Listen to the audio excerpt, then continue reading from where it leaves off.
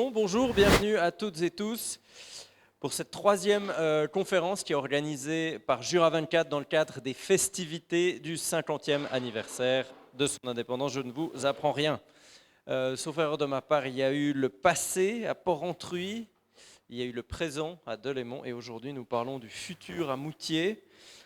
Moutier, donc cette future commune jurassienne, ça ne vous aura pas échappé, surtout si le vote du 22 septembre, il passe la rampe. Je lisais le quotidien jurassien, il promettait qu'un double oui scellerait le quotidien et le destin de Moutier, alors qu'un non au Jura ou à Berne sèmerait une belle pagaille. C'est ces mots. On va pas revenir aujourd'hui là-dessus sur cette question jurassienne, quoique on va surtout parler de mobilité, de fuite des cerveaux, de retour de cerveau aussi, de distance et évidemment de 2074.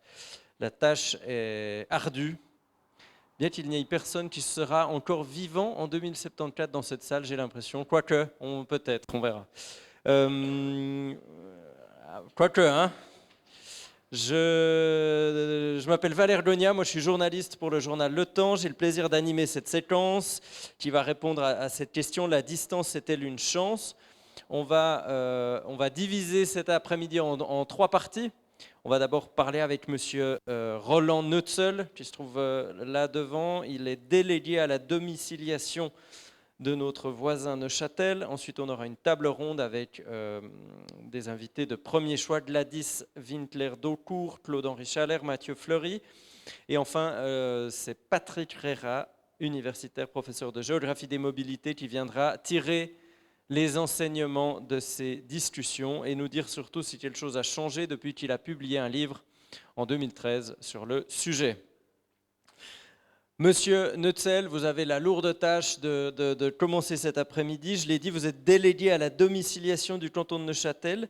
Vous avez cette particularité d'occuper un poste unique en Suisse qui n'existe que pour vous. En 2019, vous avez gagné ce poste que le canton de Neuchâtel avait mis au concours. Ils vous ont mandaté pour littéralement faire venir des gens dans le canton de Neuchâtel. C'est donc votre métier depuis 5 ans. Vous avez maintenant le plateau pendant 10 minutes pour nous parler de ce mandat, nous dire si vous y êtes parvenu. À vous la parole, monsieur Neutzel.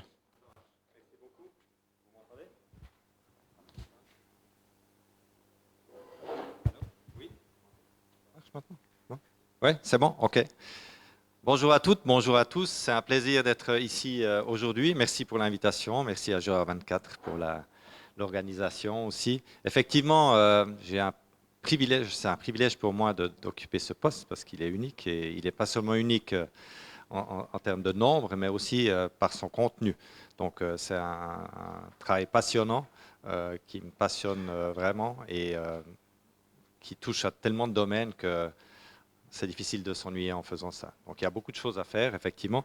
La présentation que je vais vous faire consiste juste à vous dire en fait ce qu'on a fait à Neuchâtel depuis que j'ai commencé sur ce poste. Et on a choisi un symbole, cette main tendue avec des clés, parce qu'en fait, ça doit être facile de s'installer dans le canton de Neuchâtel et les personnes doivent se sentir accueillies et bienvenues. Donc ça, c'est un peu en résumé la philosophie de notre projet. Pourquoi ce poste? Monsieur Gonier l'a dit, hein, c'est un poste unique parce que Neuchâtel avait aussi presque un problème unique en Suisse, c'est qu'on a perdu de la population pendant 4 années, en 2017 et 2021, ce qui était assez exceptionnel et donc un vrai problème avec toutes les conséquences que ça peut avoir. Hein.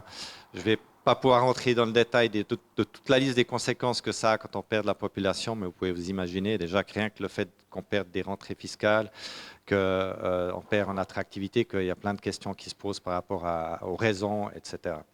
Donc le gouvernement neuchâtelois qui était en place à ce moment-là a pris ce problème très au sérieux, a créé un groupe de travail pour réfléchir à ce qu'il fallait faire. Et il a été décidé, en fait, pendant cette législature, de créer ce poste par ce groupe de travail et de travailler vraiment activement sur l'attractivité résidentielle du canton de Neuchâtel. Donc, ce projet qui s'appelle domiciliation couvre en fait tout ce qui touche à l'attractivité résidentielle et parfois même à l'attractivité du canton en tant que tel. Donc, une perte nette de presque 3000 personnes en 4 ans. Ça paraît peu, mais je suis dans le Jura, donc on est solidaire pour plein de domaines. Donc on sait ce que ça veut dire, 3000 personnes à la taille de nos cantons. Et je prends toujours le comparatif, en fait, c'est comme si on rayait le canton de Neuchâtel de la carte de la Suisse.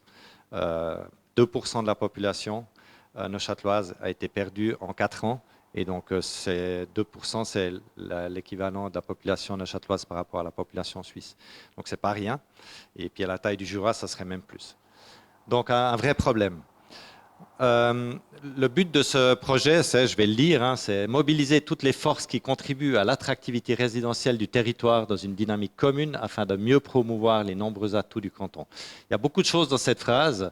Donc vous voyez, hein, il y a la dynamique, il y a mobiliser toutes les forces qui peuvent contribuer. Puis en fait, c'est chaque citoyen, chaque citoyenne qui peut contribuer à l'attractivité d'un territoire. À sa façon, en accueillant des nouveaux voisins, en aidant, en participant à des associations, en s'engageant, etc. Donc c'est vraiment un projet très, très, très large. Et les nombreux atouts du canton de Neuchâtel sont parfois méconnus, même par la population neuchâteloise. Donc, on a fait une stratégie avec 4 mesures qui sont directement, enfin 8 mesures en fait, qu'on a divisées en 2 groupes.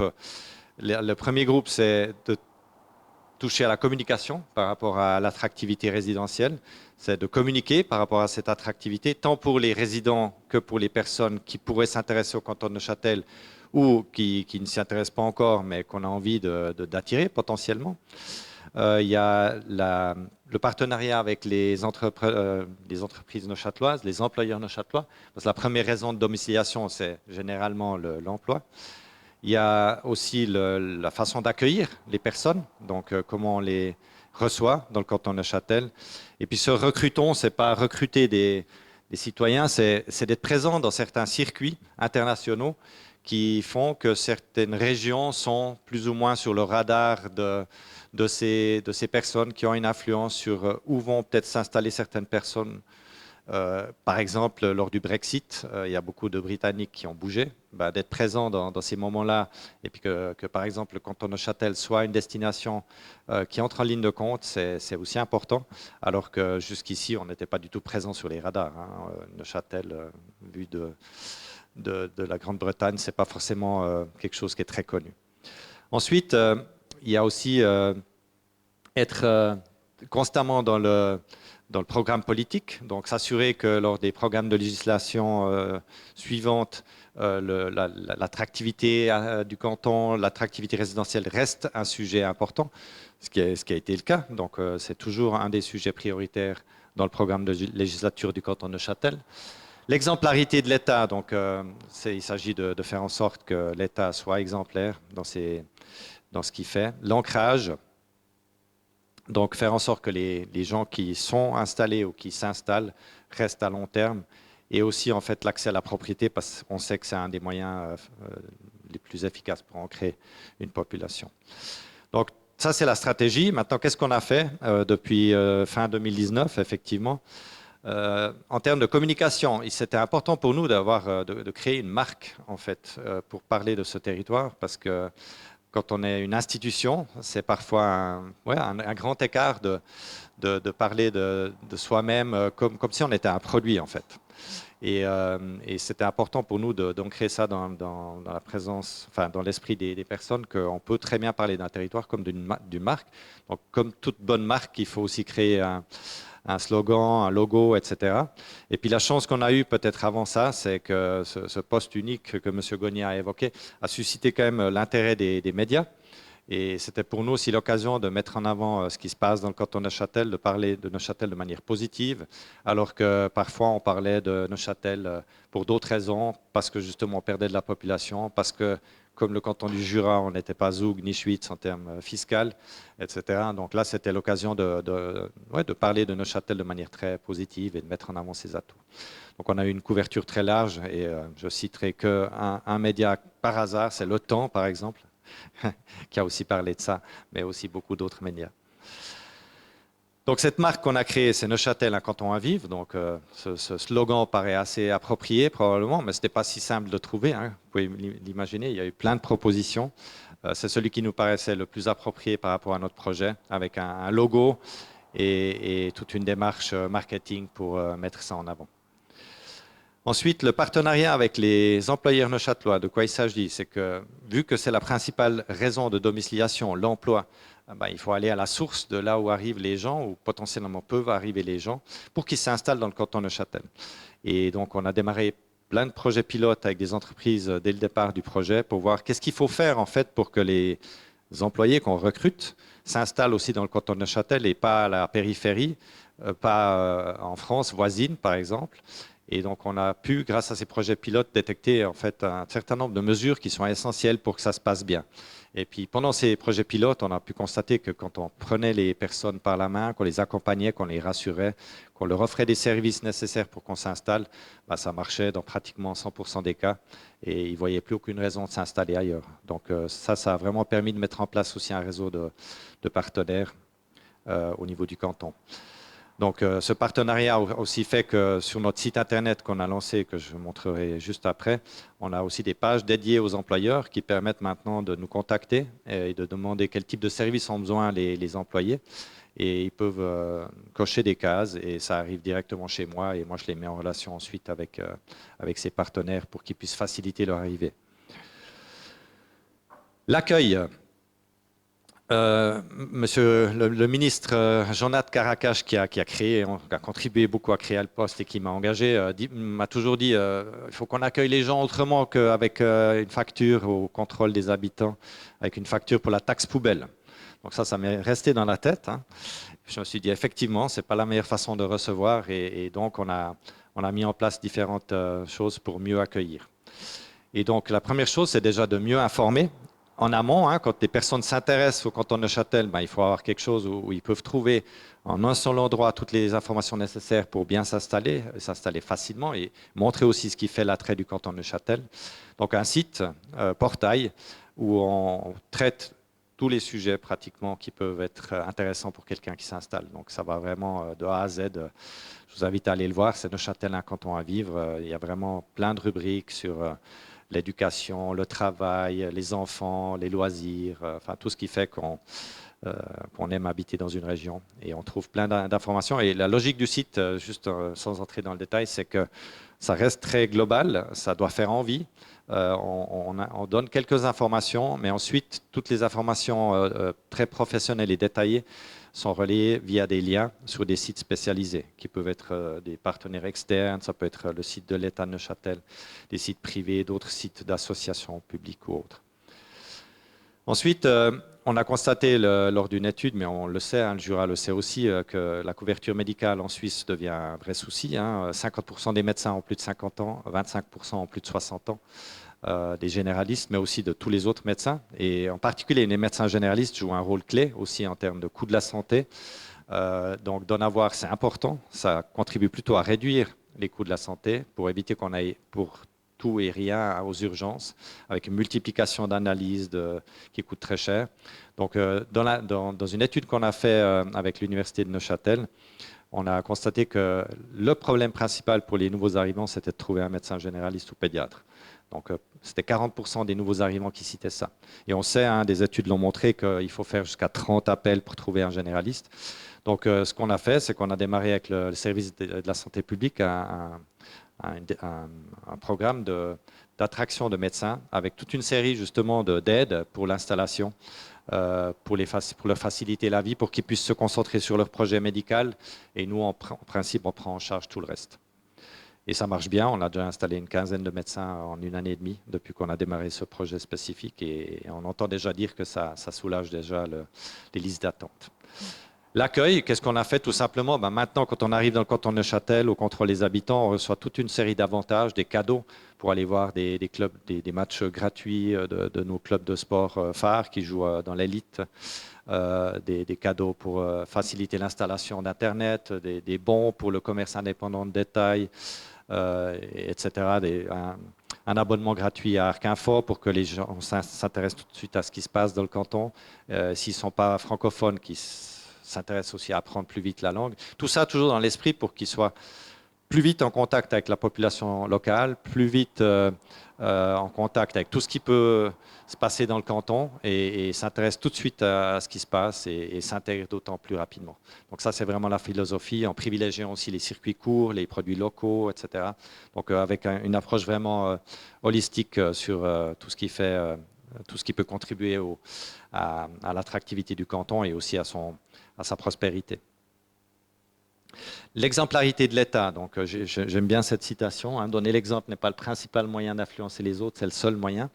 Pourquoi? Parce que l'État, en fait, nous en tant qu'État, quand on va avoir des entreprises, puis on leur dit incitez vos employés à s'installer proche du lieu de travail, dans le canton de Neuchâtel, il faut déjà qu'on balaye devant notre propre porte et puis faire en sorte que les personnes qui sont payées par nos impôts habitent aussi le canton. Alors c'est nettement plus le cas qu'en moyenne dans l'emploi neuchâtelois. Alors en moyenne, 70% des personnes qui travaillent dans le canton de Neuchâtel y habitent. À l'État de Neuchâtel, c'est nettement plus, donc on est à peu près à 85%. Donc c'est déjà nettement mieux, mais il manque 15% à mon sens. Donc qu'est-ce qu'il faut faire? C'est inciter les chefs de service, les gens des ressources humaines, faire en sorte que ça soit un vrai sujet lors du recrutement et de maximiser la chance que les personnes habitent le canton ou viennent habiter à terme. Maintenant, pour presque conclure, c'est pas souvent que la Neue Zürcher Zeitung, hein, la NZZ, parle du canton de Neuchâtel. Donc, en plus, quand ils en parlent de façon très positive, c'est agréable. En juillet 2019, Neuchâtel, la NZZ disait qu'il y avait un miracle de l'emploi dans le canton de Neuchâtel. Et en effet, le taux de chômage avait baissé 3 fois plus vite grâce à tout le travail qui avait été fait par le gouvernement, grâce à diverses mesures qui avaient été prises, le New Deal sur l'emploi aussi, par exemple, qui consiste aussi à annoncer les places vacantes d'abord au service de l'emploi pour que les personnes qui recherchent un emploi qui habitent le canton de Neuchâtel puissent postuler en primeur. Pendant quelques jours, il y a une exclusivité, par exemple, hein, mais il y a plein d'autres choses qui ont été faites. Et là, il disait justement que c'était incroyable que Neuchâtel ait réussi à réduire le chômage 3 fois plus vite que la moyenne nationale, 3 fois plus vite. Par contre, dans la même période, vous voyez, hein, c'était en 2019, je l'ai dit tout à l'heure, pendant la même période, on a perdu des habitants, hein, jusqu'en 2020 encore, ces fameux presque 3000 personnes. Donc ça, c'était avant le début du projet.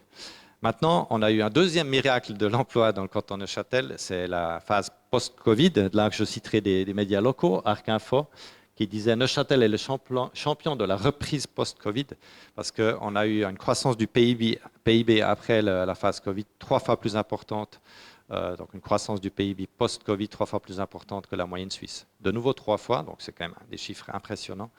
Et BNJ et RTN disaient la même chose, hein, la plus forte reprise économique avec 15,2% en 2021. Et qu'est-ce qui a changé en fait? Ce qui a changé, c'est que cette fois-ci, on arrive à capter ces emplois. C'est des emplois qui, davantage qu'avant, s'installent aussi, enfin les personnes qui ont ces emplois s'installent davantage aussi dans le canton de Neuchâtel. Donc il y a quelque chose qui a changé. Alors, ça ne veut pas dire que c'est uniquement dû au projet, mais il y a une prise de conscience, il y a un mouvement qui va dans le bon sens et un premier pas dans la bonne direction. Et ce qui fait que ces 3 dernières années, on a réussi à regagner pratiquement toute la population qu'on avait perdue les 4 années précédentes. Donc, c'est ce qu'on voulait. La première priorité de ce projet, c'était inverser la tendance. C'était stopper l'hémorragie et ça, c'est déjà une bonne chose. Il reste beaucoup de travail. Maintenant, on voit l'image ici, hein, donc ça se présente un peu mieux. Malgré le fait que, vous voyez, on a même assuré la présence des permis S, donc en particulier les Ukrainiens. Mais malgré ça, on voit que la tendance va dans le bon sens. Et peut-être avant ça, ce que je voulais dire encore, c'est que par rapport aux entreprises, ce qui est très important, c'est qu'on travaille maintenant beaucoup sur le fait qu'on intègre la domiciliation dans le recrutement. C'est-à-dire que quand on cherche un employé, souvent on met en avant l'entreprise, on met en avant le job, hein, le poste de travail, mais jusqu'à maintenant, pas encore assez l'endroit où on va habiter. Et on sait que de plus en plus, dans les nouvelles générations, l'équilibre de vie, l'endroit où on vit, etc., ce qu'on va y faire joue de plus en plus un rôle. Et dans le contexte de manque de main-d'œuvre, c'est important de rajouter des éléments qui font qu'une entreprise neuchâteloise soit plus compétitif dans son recrutement. Puis d'intégrer en fait le lieu où on habite avec toute la qualité de vie qui va avec, c'est extrêmement important. Et puis pour ça, on a mis en place des instruments que j'ai montré tout à l'heure avec ce formulaire aussi qui est sur le site, qui est très simple à utiliser. Et puis, on a aussi, en termes de communication, des outils qui permettent de mettre en avant, déjà pendant la phase de recrutement, les personnes sont peut-être encore à l'autre bout du monde, hein, comme ça arrive souvent quand des entreprises jurassiennes ou neuchâteloises engagent, hein, c'est des gens, des spécialistes qui viennent du monde entier. Neuchâtel n'existe pas, on ne connaît pas, mais par contre, si on peut leur faire envie à distance, déjà, c'est un élément de plus qui peut peut-être motiver la personne, mais aussi toute sa famille. Pas oublier que c'est un projet familial. Et dans notre projet, en fait, on prend en compte aussi toute la famille dans ce processus pour que toute la famille se sente bien tout de suite dans le canton de Neuchâtel. On a un petit film que j'aimerais vous montrer, qu'on a fait pour mettre en avant le canton de Neuchâtel dans ce but-là.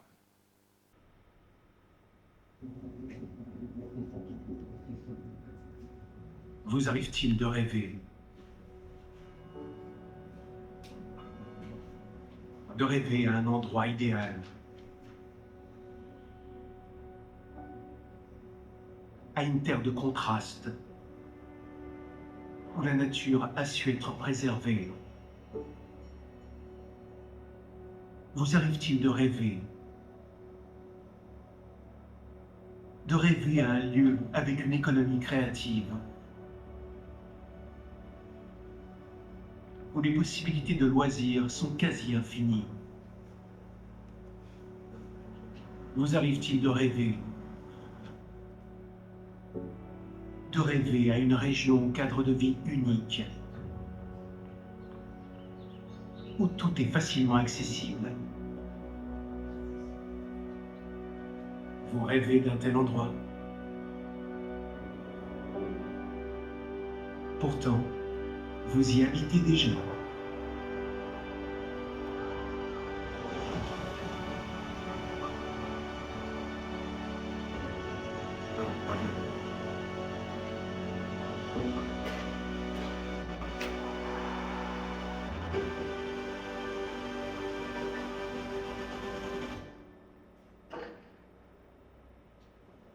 Où vous y habiterez bientôt.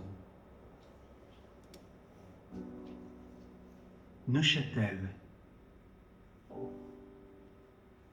Un canton à vivre.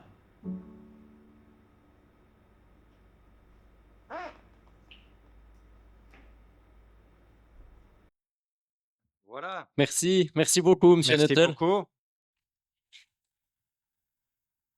Moi, c'est presque aussi beau que le Jura, hein, ce canton de Neuchâtel. Presque, hein? C'est Euh, pour ça que je vais peut-être pas repartir tout à l'heure, mais il ne faut pas le dire. Hein. Ouais, c'était peut-être ma première question. Si jamais le public, vous pourrez bien sûr poser vos questions à Monsieur Nuttall. On déduit de votre présentation que vous habitez dans le canton de Neuchâtel sans trop de surprise. Qu'est-ce qui vous ferait Je dis toujours, j'ai un bracelet électronique à la cheville. Dès que je quitte le canton, ça sonne au niveau du Conseil d'État, puis ils viennent me chercher. Donc, s'ils arrivent, il ne faut pas vous inquiéter. Qu'est-ce qui vous ferait déménager dans le Jura? Ah, ça, c'est une bonne question. L'amour, Ah ouais, peut-être. ok. Je poserai la question aussi aux autres intervenants. Écoutez, quand on vous entend faire cette présentation, on trouve super, on trouve enthousiasmant, on trouve que Neuchâtel, c'est super, les résultats sont là. C'est quoi vos moyens pour faire ça? Vous avez une équipe, vous avez le soutien du Conseil d'État, ou bien vous êtes un peu livré à vous-même et puis vous faites tout ça à bout de bras? Alors, c'est une priorité du Conseil d'État, donc c'est un sujet important. Mais effectivement, je suis seul sur ce poste, ce qui est un avantage et un inconvénient. L'avantage, c'est que on est libre, je suis un peu un électron libre, ce qui est un avantage, c'est que je peux avancer aussi de façon très libre. Le désavantage, c'est que j'ai montré quelques exemples de ce qu'on a fait, mais la liste de ce qu'on est en train de faire ou de ce qu'on pourrait faire est longue. Et je dirais que, comme je l'ai dit, j'adore ce poste parce que c'est vraiment, ça touche à tout. Hein, tout ce qui fait qu'on aime être dans une région, ça peut nous intéresser. Et on aimerait avancer encore beaucoup plus vite. On a des moyens, mais c'est vrai qu'on est un peu restreint par le manque de capacité humaine, en fait. Et c'est pour ça que je travaille beaucoup avec des partenaires externes. Et on a aussi un certain budget pour le faire. C'était ma question suivante. C'est quoi le budget annuel qui est dédié à ce délégué à la domiciliation? On a un chiffre? Alors au départ, en fait, enfin, quand j'ai été engagé pour ce projet. Donc j'ai été engagé que pour une période limitée. Et le Grand Conseil a voté un budget de 2,3 millions en 2019 pour ce projet. Et je travaille encore sur ce budget-là actuellement. Donc ce qu'on est en train de regarder maintenant, c'est comment on va le pérenniser, quel type de budget on aura à l'avenir. Et comme dans tous les cantons, dès qu'on parle d'argent, ben, c'est toujours quand même un sujet qui n'est pas si simple. Donc, mais je pense que j'aurai suffisamment de budget pour pouvoir continuer à bien faire ce qu'on est en train de faire. Ce d'autant que les résultats sont là, manifestement. Oui, et puis je pense que rien que le fait parfois d'accompagner certaines personnes qui ont par exemple des revenus particuliers ou qui ont un rôle particulier, rien que si on compte leur contribution au fisc, par exemple, mon salaire est vite remboursé en fait. Donc, il suffit de quelques cas. Donc, c'est un projet très rentable. C'est ce que j'essaye d'expliquer aussi au gouvernement, puis à tous ceux qui pensent à introduire un tel poste. C'est quelque chose de très rentable. Donc, je peux qu'encourager toutes les régions à faire la même chose. Excellent. Merci beaucoup, Monsieur Nutzel, pour vos remarques et explications. Merci. Merci à vous.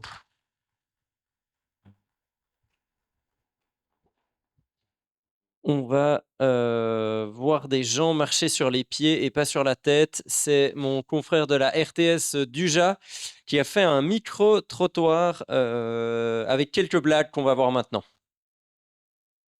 À quoi va ressembler le canton du Jura en 2074? Oh là là, on ne sait pas, on verra. Qu'est-ce que vous pensez du Jura? Pour attirer les touristes, qu'est-ce qu'il faudrait faire? Ah, il faudrait faire beaucoup de choses, parce qu'alors à Moutier, il n'y a rien. D'accord. À Moutier, il n'y a vraiment rien du tout. Qu'est-ce qu'il faudrait pour développer l'attractivité économique? Que les gens se saluent encore, et puis comme il faut, pas des faux jetons. C'est très difficile à dire, mais disons, on ne peut pas trop se plaindre parce qu'on a pas mal d'industrie. Et puis un peu de tourisme aussi, un peu développer un petit peu mieux ça, si c'est possible. Mais comment? Ah, voilà. Voilà la grande question. Vous pensez qu'il y aura des investissements de l'extérieur économique si les gens se saluent à Moutier? Pour le moment, on ne voit rien du tout à Moutier. Ah non. Non. Vous êtes donc pessimiste? Je suis optimiste, parce qu'on est dans un caca énorme. Surtout, c'est pas attractif du tout, quoi. Il faut être jurassien pour habiter le Jura. Mais ça va aller. Non, mais va, Moutier, on était presque 9000 habitants. Puis on a encore 7000. La mobilité dans le Jura, vous la voyez comment? Ah, tous à pied. Eh ouais, il Vaut mieux. T'as meilleur temps maintenant, quoi. Écoutez, moi je suis française, j'apprends. Ouais, Voilà. j'apprends. Ah oui, eh ben, on n'arrête pas de développer le Jura. Bravo. On en a dans la tête. C'est On dans n'a pas de pétrole, mais on a des idées. Dans la bonne direction, en tout cas. Et vous? Oui, puis il y a le bâtiment aussi qui est prévu à la place de l'ancienne Copé. On a vu les gabarits. Alors, ça fait longtemps qu'on voit des gabarits, ça fait longtemps qu'on en parle. C'est une verrue. Oui, une vieille COP, on peut le dire. Cette vieille COP, et puis le bâtiment locatif qui est juste à côté a été vidé de ses habitants. Et puis maintenant, il est vide. Ça s'arrête là. Est-ce que le Jura n'est-il pas forcément éloigné de tout? Si, il est éloigné de tout, mais quand on fait un cadre un peu plus précis et qu'on utilise un bon objectif avec un bon focus, on arrive sur un sapin aux franches montagnes. Donc là, le cadre est bon, puis on est bon avec la mobilité parce qu'on a les CJ. Et les CJ, c'est vraiment le meilleur véhicule qui nous transporte de Tavannes à la Chaux-de-Fonds. Qu'est-ce qu'il faudrait améliorer pour 2074? Les CJ, évidemment. Les CJ jusqu'à Delémont. Et jusqu'à Bâle, peut-être même, parce que beaucoup de Bâlois viennent aux Franches-Montagnes. Et des télésièges? Des télésièges, ça serait passablement bien. De Clément à Seigneur-Légier. Voilà, entre Glovelier et Seigneur-Légier déjà. Des télésièges. Je pense que c'est pas mal. Des télésièges à 4. Ça fait pas très longtemps que vous êtes installé dans le Jura. Ça fait 3 mois. Ouais. Vous venez d'où? Genève. Genève. Pourquoi être parti de Genève? Besoin de calme, de sérénité, de voir des gens marcher sur les pieds, pas sur la tête. Écoutez, déjà augmenter le savoir des hôteliers, des restaurateurs jurassiens, n'est-ce pas? Parce que c'est pas avec 3 mois de cours d'hôtellerie ou de restauration que l'on peut savoir quelque chose. Le pouvoir d'attractivité du Jura, est-ce qu'il existe vraiment? Par exemple, les Genevois imaginent-ils un jour venir s'établir dans le Jura? Ou vous faites partie d'une infime population marginale qui quitterait les villes pour venir ici? J'espère qu'il n'y en aura pas trop, parce que si je viens dans le Jura, c'est pas pour retrouver trop de Genevois quand même. Mais ce qu'on entend dire des Jurassiens ici, c'est assez troublant, parce qu'ils se méfient des Genevois qui sont souvent perçus comme arrogants, un peu comme les Parisiens à Avignon. Et ça, c'est quelque chose auquel il faut faire très attention. Donc, humilité, simplicité, moi je suis très bien là. Ouais, lui, il prétend il faut créer des emplois, il faut créer du travail. Mais quels emplois? C'est pas assez. Was für Arbeiten? Also wichtig ist irgendwelche Innovationsarbeiten, also keine Billigarbeiten, sondern Forschung, Entwicklung und so weiter. Da kommen die wertvollen Leute her. Nouvelle technologie. Oui, nouvelle technologie. L'intelligence artificielle à développer dans le Jura. Ça a déjà commencé, hein, partout. On est déjà intégré dans la I. On est toujours en retard. Vous êtes d'où, monsieur? De Montreux. De Montreux? C'est mieux le Jura que le canton de Vaud? Oui, c'est hyper beau, ouais. Mais pour habiter? Aucune idée. J'ai un vélo, donc j'aime me ressourcer ici en tout cas. Mais je pense que c'est un endroit sympa, ouais. Vous venez d'où, si je ne suis pas trop? Fribourgeois? Ouais. Pourquoi est-ce que vous venez dans le Jura? Parce qu'on a un appartement et puis qu'on vient régulièrement faire de la randonnée. Et habiter, y vivre? Alors, je pense pas, parce qu'on a un petit appartement de vacances, alors ça serait pas... Mais pourquoi pas déménager? Oh non, je crois pas, non, on est bien sur Fribourg aussi. Madame, vous avez envie de déménager? Non. Ah non? Non, venir là en vacances, c'est parfait, oui. Ouais. Qu'est-ce qu'il y a de plus que d'autres endroits, le Jura? Touristiquement parlant, si vous deviez le vendre? Alors, les chemins pédestres, les chemins de randonnée, tout ça, c'est fantastique, quoi. On est dans la nature, on est dans les forêts, et ces prairies dans les forêts, c'est vraiment... Il n'y a qu'ici qu'on trouve ça. En 2074, il y a un projet pour tout bétonner, créer des buildings, des start-up. Ça m'étonnerait. J'ai quelques doutes. Il va falloir développer le Jura. Oui, mais quand même pas à ce point-là. En 74, on ne sera plus là. Oh, on ne sera plus là. On ne fait pas d'omelette sans casser des œufs, monsieur. Oui, mais je ne pense pas quand même... dans les régions rurales, je ne pense pas qu'on va... Centrale nucléaire ici. Je crois pas. On ne pourrait pas créer à moitié des usines d'Android. Oui, mais celui qui veut donner des sous, vous savez, il veut savoir combien ça coûte. Alors on y dit ça fait 50 millions. Et puis il y a déjà pour 70 millions d'affaires. Oui. Et puis avec ce qu'ils veulent mettre dedans, il faudra 120 millions pour le faire. Alors on trouve toujours un trou de cul. On trouve toujours un trou de cul cachette. Mais ici, plus à Moutier. Ah ouais. Donc on recherche des trous de cul. Voilà. Tout à fait juste.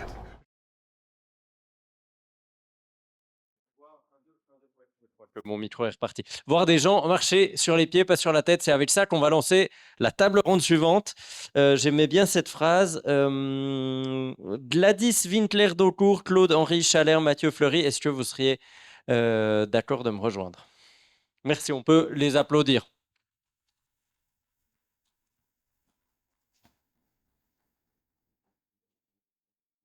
Vous avez une bouteille d'eau et puis vous pouvez allumer vos micros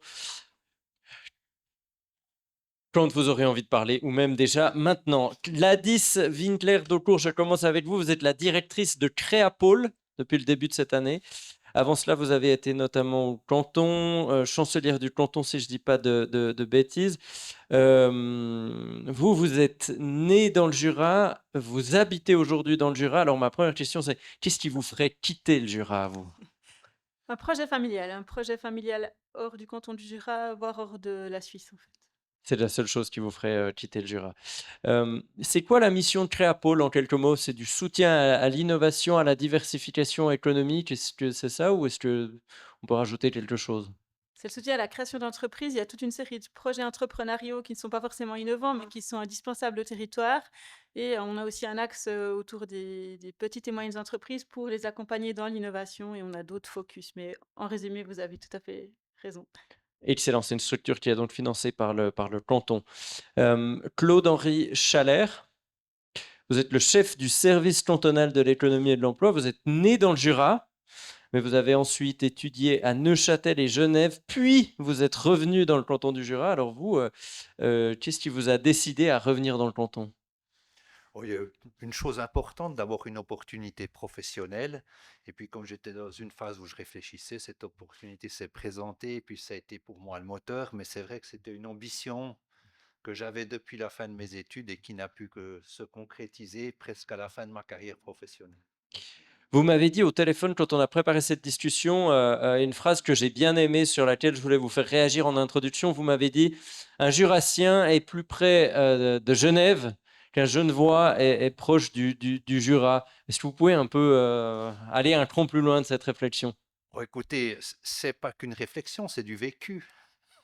Je crois qu'il faut voir les choses telles qu'elles sont. Il est toujours plus facile pour un Jurassien de se déplacer en direction de l'Arc lémanique que de faire le chemin inverse. D'ailleurs, la plupart des personnes en Suisse romande vous diront qu'elles montent dans le Jura, alors qu'en réalité, on y descend plus tôt quand on regarde la topographie des lieux.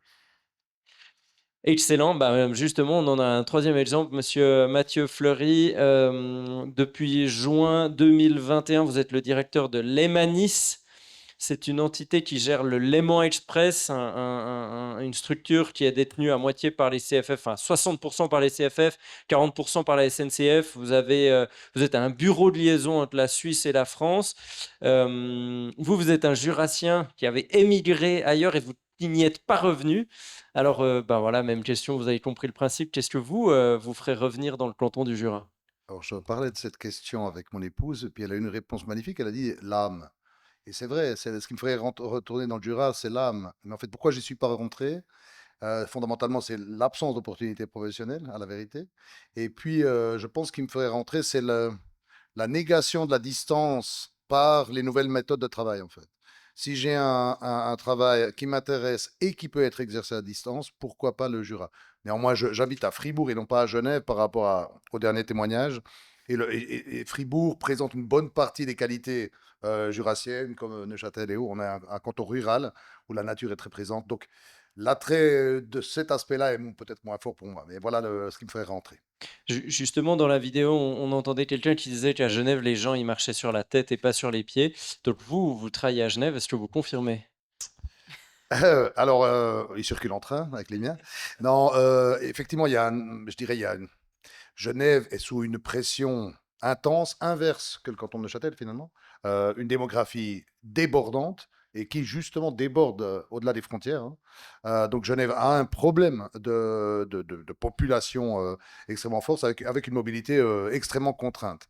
Donc à partir de là, marcher sur la tête, c'est une ville et vous avez tout un problème de ville et de logement. En fait, quelque part, on pourrait avoir l'intervention précédente quasiment inversée pour parler de Genève et de ses enjeux. Et donc en l'occurrence, évidemment, quand vous y habitez depuis longtemps, eh bien, vous êtes confronté à un chaos, en particulier routier, depuis des années, qui est extrêmement difficile à résorber.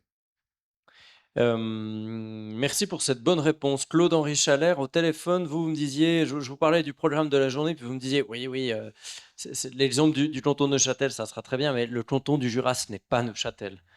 Monsieur Chalère, en quoi est-ce que le canton du Jura, ce n'est pas Neuchâtel, et pourquoi est-ce qu'on ne pourrait pas répliquer le modèle neuchâtelois à l'échelle du Jura? Alors, je crois tout d'abord on l'a vu, le canton de Neuchâtel a perdu des habitants, mais le canton de Neuchâtel a perdu des habitants déjà pendant la grande crise horlogère, hein. Donc, il y a déjà eu une phase qui a été dramatique pour les montagnes neuchâteloises, qui a aussi touché le Jura, mais qui a été plus forte, je pense, dans la région de Neuchâtel que dans le canton du Jura, avec, disons, la conséquence, c'est que les infrastructures qui ont été héritées des années 60 étaient surdimensionnées par rapport à une population en baisse. Donc je crois qu'il y a ce contexte historique qu'il ne faut pas oublier, c'est que la crise horlogère a véritablement frappé le canton de Neuchâtel beaucoup plus durement peut-être que l'a été le Jura, qui a aussi été touché, mais disons probablement avec moins de violence. Ensuite, il y a un autre élément qui est important, c'est la proximité, si vous voulez, du marché frontalier.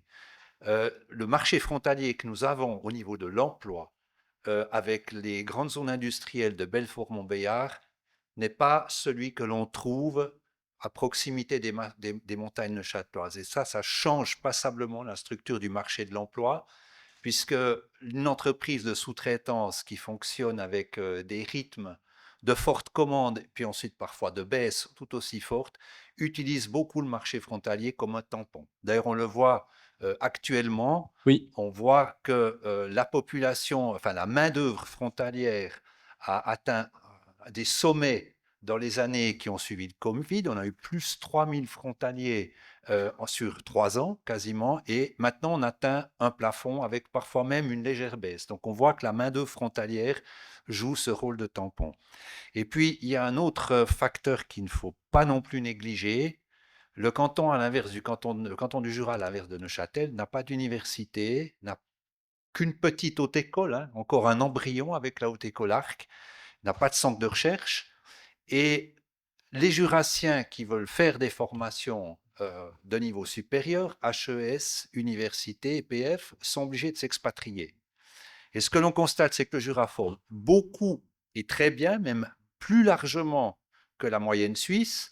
Mais quand on regarde la réalité du marché du travail et des qualifications des habitants, eh bien on constate que dans le Jura, on a encore une part très importante, beaucoup plus importante que la moyenne suisse. C'est des personnes qui n'ont pas fait de formation au-delà de l'école secondaire. Donc on est dans des réalités différentes, avec des tissus économiques qui sont peut-être proches, mais malgré tout avec des réalités qui ne sont pas les mêmes, sans oublier le fait que pour un certain nombre de choses, le canton du Jura est aussi tourné vers Bâle, mais on le voit aussi au niveau des flux de pendulaires, il est aussi très tourné vers le pied du Jura, en particulier pour la région de Delémont vers Bienne-Grange, et puis pour les Franches-Montagnes, un peu plus en direction de La Chaux-de-Fonds. Quoique les Franches-Montagnes, c'est quand même un cas à part, puisqu'on y a là le taux de chômage le plus bas du canton, et puis c'est un taux de chômage qui est au même niveau que la moyenne nationale. C'est parfait. Je voulais vous demander aussi en début de cette table ronde peut-être de se mettre d'accord sur quelques faits. Est-ce que on a l'impression depuis le début de cette discussion qu'on est dans une situation tragique, que le canton va mal, qu'il se dépeuple, c'est un désert, que les gens voilà. Est-ce que c'est justifié ou est-ce que on accentue le problème? Vous êtes un homme inquiet, Monsieur Chalère. Je vous dirais Yain pour voir. Non, je crois qu'il faut voir les choses un peu dans la durée. Puis là, je rejoins tout à fait le délégué neuchâtelois. Quand on travaille dans le secteur public, on ne travaille pas sur un horizon à 3, 4 ou 5 ans. Il faut voir les choses sur l'horizon d'une génération. Aujourd'hui, ce qui fait défaut au canton du Jura, ce sont 2 éléments importants. Il y a le vieillissement démographique. Et ce n'est pas pour rien que la plupart des frontaliers qui travaillent dans le Jura sont, pour la grande majorité, âgés de 25 à 49 ans, parce que ce sont dans ces tranches d'âge-là qu'on a une diminution quand même de la main-d'œuvre. Ça, c'est le premier effet du développement, du vieillissement démographique. Le deuxième élément, je dirais, c'est que nous avons un tissu de PME familial qui est très dynamique, mais qui crée peu d'opportunités pour des postes d'encadrement. Et si l'on regarde l'assiette fiscale du canton du Jura au niveau des personnes physiques, eh bien, il nous manque ce potentiel qui permettrait, si vous voulez, d'améliorer aussi la situation financière du canton. Alors, je ne suis pas pessimiste quand même, parce que nous avons saisi avec les 2 Bâles l'opportunité de créer un parc d'innovation, et nous avons un site dans le Jura du parc Baselaria. Et notre objectif est justement d'offrir là un terreau qui permet de développer avec des hautes écoles des projets de recherche et développement en collaboration avec les entreprises jurassiennes. Nous sommes là aussi dans un projet de génération, mais dans les technologies médicales, le savoir-faire jurassien est reconnu et apprécié, mais il faut encore plus le faire reconnaître. Et ça, c'est la caisse de résonance que nous donne aussi notre collaboration avec les 2 Bâles. Ce que vous nous dites, peu de postes d'encadrement, c'est qu'il y a trop de gens qui font et pas assez de gens qui parlent. Alors, c'est pas vraiment des gens qui parlent. Ce qui nous manque, c'est le potentiel qu'il faut, par exemple, dans le domaine de la recherche et développement, dans les entreprises, mais c'est aussi parfois des services. Je pense, par exemple, dans le droit des brevets, on n'a pas beaucoup de bureaux compétents dans le Jura pour organiser des choses dans le droit des brevets. Si vous prenez le processus d'accréditation d'une technologie médicale, il faut que ça soit accompagné, il faut des spécialistes, et ça, ce ne sont pas des personnes qu'on va trouver forcément dans les usines, ce sont des services qui sont offerts. Donc, quand on parle de diversification, il faut aussi voir cet tampon-là, sans oublier tout ce qui est dans le digital ou dans l'intelligence Oui. artificielle. Non, non, c'était plus une boutade. Gladys Winkler-Daucourt, il faut être jurassien pour habiter dans le Jura, on l'entend dans la vidéo. Est-ce qu'il faut être une entreprise jurassienne pour croître dans le Jura? Non, je crois pas. Je crois qu'il y a tout un terreau propice à l'innovation et à l'implantation d'entreprises jurassiennes. Claude-Henri l'a dit, hein, on est partenaire de base de l'AREA. On essaye d'attirer justement des startups, des entreprises. On a des partenariats aussi avec les hautes écoles et on peut tout à fait développer, implanter son entreprise dans le Jura, d'autant plus qu'on a des friches industrielles, on a des endroits où on peut implanter son entreprise à moindre coût, avec des loyers beaucoup plus intéressants que dans le reste de la Suisse. Donc non, on n'a pas besoin d'être jurassien pour développer son entreprise dans le canton. Et justement, après, quand on développe son entreprise, souvent on est un jeune entrepreneur, une jeune entrepreneuse, et peut-être qu'on a un projet familial. Et là encore, on a toute une série de conditions cadres qui fait que c'est intéressant de se développer, de s'implanter dans le Jura, en fait. C'est quoi les arguments que vous utilisez pour faire venir les entreprises ici ou pour qu'elles créent ces fameux emplois à haute valeur ajoutée? C'est quoi les arguments que vous mettez en avant? Alors, nous, on n'a pas pour mission c'est la promotion économique qui attire des entreprises étrangères à s'implanter chez nous. Donc, quand les entreprises viennent chez nous, on les accompagne dans la création en tant que telle, dans l'innovation. Et après, je crois que c'est le travail de tout un chacun, comme l'a dit le délégué à la domiciliation. En fait, chacun dans le canton du Jura doit être conscient de son rôle à jouer pour favoriser l'attractivité du canton. Chacun doit faire sa part des choses. Exactement. Mathieu Fleury, je ne vais pas vous demander, vous, ce que vous faites pour votre part des choses. Quoique, en fait, vous êtes pas seulement chez Lemanis, vous êtes également membre du Conseil consultatif des Jurassiens de l'extérieur. Mais alors, Mathieu Fleury, c'est quoi ce Conseil consultatif des Jurassiens de l'extérieur? Alors, à l'origine, c'est dans la Constitution, hein, donc c'est un conseil consultatif pour le gouvernement. Et c'était un geste de reconnaissance du Jura pour les Jurassiens de l'extérieur qui avaient contribué à la campagne politique qui a abouti au succès qu'on connaît. Et donc aujourd'hui encore, le gouvernement nous nomme, en fait nous appelle un jour et nous dit on a vu ce que tu as fait et on aimerait rester en contact avec toi, en fait, si on peut dire ça. On est ambassadeur dans un sens, mais ambassadeur dans un autre. C'est-à-dire qu'on crée le lien comme le ferait une diaspora, finalement, étrangère. Mais là, on est étranger en Suisse, quoique il y a des collègues qui sont à l'étranger. Et l'idée, c'était un peu un advisory board, c'est-à-dire de conseils vus de l'extérieur du Jura, un regard peut-être de biais ou différents et de soutien au Jura et aux Jurassiens. C'est un rôle toujours un peu complexe à faire parce qu'on n'est pas là non plus pour expliquer aux Jura comment faire. Il faut faire attention. On est parti. On n'a peut-être justement rien à dire. Mais en fait, on a tous autant qu'on est, on est extrêmement honorés le jour où on reçoit ce téléphone parce que, comme on dit, nul n'est prophète en son pays. On a fait nos succès ailleurs. Et quand notre lieu d'origine nous appelle, eh bien, on se sent particulièrement honoré. C'est vraiment très spécial. Et tous, on a eu le même sentiment. Ok. Mais vous faites quoi, en fait? C'est ce que je dis. C'est un rôle toujours redéfini. Alors, il y a eu justement des axes différenciés. À un moment donné, justement, des démarches. On avait des personnes très du côté économique qui ont contribué à créer ce genre de structure dans le Jura et de créer des contacts, en fait, avec l'extérieur, un peu, finalement, la domiciliation, etc. C'est de dire, on est comme disent les Alémaniques, des Türöffner.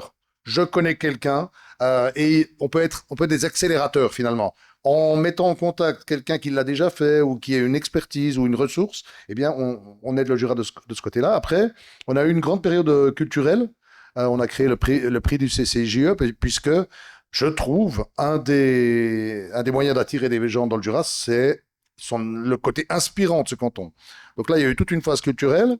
Et là, maintenant, on est dans une phase presque plus politique, en fait, avec les événements qu'on vient de connaître, où, quelque part, il y a une réflexion de gouvernance et autres. Donc, think tank, pardon pour tous ces anglicismes, mais finalement, c'est un peu ça. Vous êtes combien? Une vingtaine, je dirais. Je n'ai pas le chiffre exact, entre 15 et 20. Vous avez dit, on a tous et toutes été très honorés quand on a reçu ce coup de fil du Jura pour rejoindre ce conseil consultatif. Ça va de pair avec un sentiment sur lequel on pourra peut-être un tout petit peu élaborer, mais comment est-ce qu'on explique que les Jurassiennes, les Jurassiens qui quittent le canton, ils gardent un lien si fort avec leur canton, cette diaspora, on aime y revenir, on aime y avoir des contacts, on est fier de cette origine. Est-ce que c'est déjà un truc qui a lieu dans tous les cantons pareil, et puis nous on a un biais parce qu'on est jurassien, ou est-ce qu'il y a vraiment un truc un peu spécial avec le Jura? Alors, je ne serais pas jurassien si je disais pas qu'il y avait quelque chose de spécial à l'être. Mais non, le fait de le dire, ça fait 35 ans que je suis fribourgeois, mais déjà, on me désigne comme jurassien, là où je suis. C'est tout à fait curieux. En fait, je ne le suis vraiment pas vraiment au quotidien. Et de manière mathématique, je suis plus fribourgeois que jurassien. Et néanmoins, il y a quelque chose d'identitaire tout à fait particulier. Et puis quand même quelque chose, moi j'avais retenu un peu le moment où je payerais mes impôts à Fribourg. Pour cette raison-là, le Jura m'a mis sur orbite. On a tous été formés quand même par le Jura. C'est le Jura qui nous a donné notre chance. C'est là qu'on s'est constitué. Et puis une chose qui, moi, me touche du Jura, c'est justement quand vous faites carrière, quand vous revenez dans le Jura, en particulier dans les cafés et les bars, on va remettre en question ça. On dit, et toi, le directeur, toi, l'avocat, assieds-toi, bois un verre, puis on va voir ce que tu vaux. Le Jura a tendance un peu à se méfier des rôles, des titres et des fonctions, et à être sur une base humaine. Et pour moi, cette force-là restera toujours très présente. Monsieur Chalère, Madame Winkler-Daucourt, vous partagez cet avis? Côté terre à terre, comme ça, des Jurassiens? Alors oui, jusqu'à un certain point. Et je prendrai l'exemple d'un chef d'entreprise qui a été invité par un professeur de l'hôpital universitaire de Bâle à assister à une opération chirurgicale. Parce que ce professeur se posait des questions, comment est-ce que la robotique peut finalement m'aider dans ma pratique opératoire. Et le chef d'entreprise est allé avec une équipe, et puis il m'en a fait un compte-rendu, mais c'est extraordinaire, j'ai été chez un professeur qui nous a accueillis dans sa salle d'opération, on a pu voir une opération, donc il y a les deux. Peut-être que quand on est jurassien et puis qu'on revient à ce côté-là, mais en même temps, je sens aussi qu'il y a peut-être un respect vis-à-vis de personnes qui peuvent nous accueillir à l'extérieur, qui est un peu l'inverse. Et parfois, je trouve dommage parce que finalement, le professeur qui fait son travail dans sa salle d'opération, il vaut la même chose que le chef d'entreprise qui fait tout son travail de développement avec ses équipes. Mais il y a encore, je pense, parfois ce respect, tout d'un coup, quand on sort, où on a peut-être un excès de modestie aussi de notre côté. Et puis, j'en veux pour preuve que nos entreprises ont des compétences de pointe, mais il est très difficile de les faire sortir du canton, de les ouvrir un peu à d'autres régions pour qu'elles vendent ce qu'elles savent faire. Raison pour laquelle, d'ailleurs, parfois, nous sommes toujours un peu méconnus sur la carte. Madame Winkler-Daucourt, un avis sur l'humilité, la trop grande humilité des Jurassiens ou... Je confirme l'avis de Claude Henry, il y a une certaine ambiguïté ou, comment dire, un sentiment mitigé par rapport au diplôme. D'un côté, on est fier quand on a aussi dans sa famille des universitaires, qu'il y a des avocats, des juristes, des gens de la culture, etc. En même temps, ouais, toi, tel un tel, fais tes preuves, quoi. Donc, il y a un peu ce double discours. D'un côté, on est fier et d'un autre, il faut faire ses preuves aussi. C'est pas parce qu'on a un diplôme universitaire qu'on est considéré comme quelqu'un de valable, entre guillemets. C'est vraiment les deux côtés, je pense. Et des fois, juste un petit témoignage, des amis d'enfance à moi se définissent comme « moi, j'ai pas fait d'études ». Alors que les gars, ils ont une boîte, mais une des plus grosses maintenant du Jura. Et puis je leur dis « mais arrêtez de dire ça ». Vous avez fait un autre chemin, et notamment il y a cette expression que moi j'adore, c'est l'intelligence manuelle. C'est-à-dire eux, ce qu'ils arrivent à faire de leurs mains est prodigieux, littéralement. Et on est encore un peu dans une classification études pas études, alors qu'il y a des génies vraiment qui n'en ont pas fait. Faire des études peut prendre différents visages. Peut-être, Monsieur Chalère, vous nous avez dit il y a des choses qui vous inquiètent, le vieillissement démographique, le fait que les PME familiales, elles aient peu de postes, disons, à haute valeur ajoutée. Du coup, c'est un peu votre métier, quoi. C'est quoi vos pistes pour faire revenir ces emplois ou pour faire venir ces emplois à haute valeur ajoutée dans la région pour qu'en 2074, nos enfants, probablement, peut-être nos petits-enfants, et nous disent merci, vous avez vraiment pris les actions qu'il fallait en 2024 pour faire revenir ces emplois et faire rayonner cette région? Alors d'abord, la première des choses qu'on a pu mettre en place durant les 8 dernières années, c'est cette structure qu'est le parc d'innovation qu'on n'avait absolument pas dans le canton du Jura, autour de laquelle s'est greffé la haute Dites-nous en école. quelques mots ce parc d'innovation s'il y a des gens qui... Le parc d'innovation est une initiative qui a été lancée au niveau national au tournant des années 2010. Les parcs d'innovation, donc il y a un parc d'innovation qui couvre toute la Suisse occidentale, c'est-à-dire les cantons de Genève, Vaud, Neuchâtel, Fribourg, Valais. Il y a un parc d'innovation spécifique au canton de Berne à Bienne. Vous en avez un à Zurich.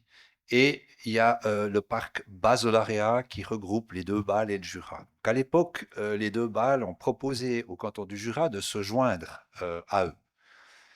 Et le gouvernement jurassien à l'époque a dit oui. Et le but de ce parc d'innovation, c'est au fond de rapprocher les entreprises de la recherche, qu'elles soient issues d'une haute école spécialisée, d'une EPF ou d'une université. Chaque parc a ses thématiques et le parc d'innovation Baselarea est spécialisé dans les sciences de la vie qui inclut les technologies médicales. Et du côté bâlois, j'ai posé la question quand je suis entré en fonction à mes collègues, mais pourquoi le Jura? Mais ils m'ont dit tout simplement que vous avez des compétences qu'on n'a pas dans notre région dans le domaine des medtech. Donc voilà comment ça a démarré. Cette initiative dans le canton du Jura, elle visait aussi à attirer des fonds tiers, c'est-à-dire des fonds de recherche que les cantons universitaires ou qui ont une école spécialisée ont l'habitude d'aller collecter. À l'époque, on n'avait rien, ou alors c'était des montants confidentiels. Et en une année, enfin depuis l'année 2022, si vous voulez, pendant le Covid, on a été un peu freiné. Donc je pars depuis 2022, on a récolté nos premiers 4 millions. Et puis l'année passée, on a cartonné avec quasiment 9 millions de fonds tiers qui ont permis, si vous voulez, de développer des projets d'innovation. Donc là-dedans, vous avez des fonds comme InnoSuisse, ce qui a été donné à Créapôle, mais on a aussi eu des dons privés. Et ça nous a permis également de lancer 2 accélérateurs. Donc, c'est des projets de start-up, si vous voulez, qu'on recrute par appel de projets international. Donc, pour le Jura, nous avons 2 accélérateurs. Un qui concerne justement les technologies médicales et un autre qui concerne les technologies de production, donc l'industrie 4.0. Et puis, chaque année, nous lançons un concours international et puis les 4 à 5 meilleurs projets sont ensuite sélectionnés pour être... si on veut coacher dans le parc d'innovation, pour déboucher sur la création d'entreprises ou des partenariats avec des entreprises existantes. Ça marche donc? Donc, pour l'instant, oui, ça marche. Maintenant, vous dire, et ça marchera tout le temps comme ça, c'est des structures qui sont appelées aussi à évoluer en fonction de la situation. Aujourd'hui, par exemple, dans les biotechnologies, on profite, la recherche, par exemple, dans le domaine de la pharma, se fait de plus en plus via des startups. Et de moins en moins via de la recherche interne. Donc là, on a pu profiter, pour notre site d'Allschwil, par exemple, de cette tendance. De même, dans le domaine des technologies médicales, on est dans un marché qui est encore en pleine construction, qui n'est pas aussi stabilisé que les marchés horlogers. Mais je pense que si le Jura tire son épingle du jeu, peut-être qu'un jour, nous pourrons aussi attirer une grande marque internationale parce que nous utilisons aussi l'outil du parc pour faire la promotion du canton, du cadre de vie que nous offrons, et on utilise aussi notre réseau pour inviter des expatriés qui viennent dans la région bâloise à venir s'établir ici. Donc typiquement, j'ai pu aller visiter il n'y a pas longtemps à Arlesheim le grand projet qui vise à construire un ordinateur quantique dans la région.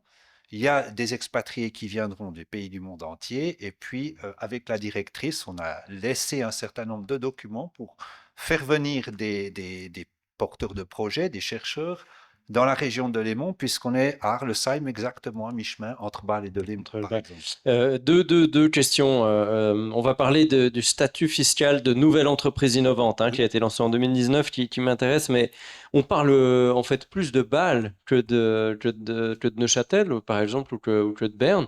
Bâle, c'est si important pour le Jura? Alors écoutez, il y a des relations historiques. Il y a un partenariat qui, je dois dire, fonctionne bien parce qu'il est finalement de proximité. Et puis, il ne faut pas oublier que Bâle est quand même un des poids lourds au niveau suisse. Donc, proximité, tout ça fait que nous avions une opportunité énorme de nous joindre à Bâle. Et puis, il ne faut pas oublier que le Jura ne fait pas partie que de la conférence des gouvernements de Suisse occidentale, il fait aussi partie de la conférence des gouvernements de Suisse du Nord-Ouest, avec l'Argovie, Soleure, les deux Bâle et le canton de Berne. Oui. Donc, on est dans un espace, l'espace jurassien, et c'est ça que je trouve intéressant. On est à cheval entre deux espaces, à la fois un pont entre la région bâloise et la Suisse romande, mais l'inverse est aussi vrai. Et je crois que c'est une carte extrêmement importante à jouer. Donc, ça ne veut pas dire que parce que nous collaborons étroitement avec la région bâloise, nous tournons le dos pour autant à nos voisins, je pense naturellement au canton de Neuchâtel, mais aussi à la Suisse occidentale, et puis bien entendu aussi au canton de Berne, puisque nous avons aussi des relations économiques interentreprises qui sont extrêmement denses entre les deux régions. Madame Winkler-Daucourt, donc vous dites Créapôle, c'est notamment le soutien à l'innovation. J'imagine que vous connaissez bien ce statut fiscal assez unique de nouvelle entreprise innovante qui a été lancé en 2019 dans le Jura. Est-ce que vous pouvez nous rappeler en quelques mots comment il fonctionne? Et puis, est-ce qu'il a porté ses fruits ces 5 dernières années? Je pense que je ne suis pas tout à fait la bonne personne pour savoir s'il a porté ses fruits ou pas. C'est vraiment... Voilà, un projet porté par la promotion économique. Donc, ce statut, il est octroyé aux entreprises qui se créent avec leur siège dans le canton du Jura, qui développent une activité innovante, mais ce n'est pas seulement des activités technologiquement innovantes, c'est aussi innovant dans les processus, dans l'organisation, et un dossier est monté entre les différents services de l'État et c'est ensuite soumis à l'approbation du gouvernement jurassien. Ce qui est intéressant, ça permet de défiscaliser les bénéfices et aussi pour les investisseurs jurassiens, en fait, ils peuvent défiscaliser les investissements qu'ils feraient dans ces entreprises, ces startups. Donc l'idée, c'est aussi justement de développer ce tissu économique et, dans le canton du Jura et en encourageant l'épargne, en fait, l'investissement, les gens qui auraient épargné, d'investir justement dans des entreprises jurassiennes et pas que ces fonds partent à l'étranger. C'était Charles Juillard qui disait on va essayer d'arrêter de faire dormir l'argent dans les coffres forts du Jura. Est-ce que ça a marché? Alors, je dois dire que là, ça marche parce que des statuts sont effectivement octroyés à des nouvelles entreprises innovantes. Ce que nous peinons encore à avoir aujourd'hui, c'est des investisseurs jurassiens qui sont prêts à prendre le risque, parce qu'il faut être clair, une nouvelle entreprise innovante est une entreprise qui démarre. Donc pour l'instant là, c'est difficile de motiver les entrepreneurs jurassiens à prendre ce risque. Je prends toujours un exemple très simple. Si même une entreprise a un gros projet de développement, elle peut créer ce que l'on appelle une spin-off. Entendez par là une société fille qui peut être labellisée nouvelle entreprise innovante et l'entrepreneur qui met de l'argent dans le développement de sa spin-off, bien avec le statut de nouvelle entreprise innovante, peut en retirer un avantage sur le plan fiscal. Aujourd'hui, c'est cette difficulté-là à laquelle nous sommes confrontés. Nous aimerions bien que les entrepreneurs jurassiens s'intéressent aux startups que nous accueillons dans le parc d'innovation, nouent des collaborations, et grâce à ce statut de nouvelle entreprise innovante qui est accordé à ces startups, on retire également un avantage fiscal. Mais c'est un travail, si vous voulez, qui prendra du temps. Il ne faut pas oublier que nous avons un tissu de PME familiales qui ont fait des choses extraordinaires. Je crois qu'il faut être très clair là-dessus. Là, nous sommes quand même dans de nouvelles orientations et puis il faut laisser quand même un peu de temps pour que ça soit digéré et intégré finalement au développement futur de nos entreprises. Donc pas encore assez connu. Efficace, mais pas encore assez connu. Donc c'est pas encore assez connu, je dirais, c'est pas encore assez intégré culturellement dans la culture d'entreprise. Avis, aux investisseurs jurassiens potentiels qui ne savent pas quoi faire de leur argent. Mathieu Fleury, on parle beaucoup d'améliorer le Jura, l'économie, créer des emplois, etc. On a vu à quel point le Lemanis, dont vous êtes responsable, a changé la vie des Genevoises, des Genevois, mais de tout le bassin aussi de l'emploi là autour. En fait, est-ce qu'il ne faudrait pas que les Jurassiens fassent une sorte de super Lemanis, augmenter la ligne, comme on en discute là? En fait, est-ce que ce n'est pas juste un coup de mobilité qui permettrait d'améliorer la situation? Alors, si on fait l'analogie, est-ce que où situe le Jura dans le projet du Léman Express? C'est-à-dire parce que c'est Genève, le pôle qui draine et qui a posé finalement entre la France et la Suisse un train. Donc le hashtag, c'est train d'union. Je l'adore, hein, c'est Simonetta Sommaruga. Train d'union, c'est pas vous. Non, je rends les droits d'auteur. Et puis notre mission, c'est gommer l'effet frontière. Et je pense que en fait, le Léman Express est au service d'un projet d'aménagement du territoire, en fait. C'est-à-dire que Genève a depuis toujours tourné le dos à la Suisse, en la vérité, et c'est considéré comme un Genève international et a infiniment plus à voir avec la France voisine qu'avec la Suisse. Et d'ailleurs, plus de frontières avec la France qu'avec la Suisse, hein, ce qui est quand même assez amusant.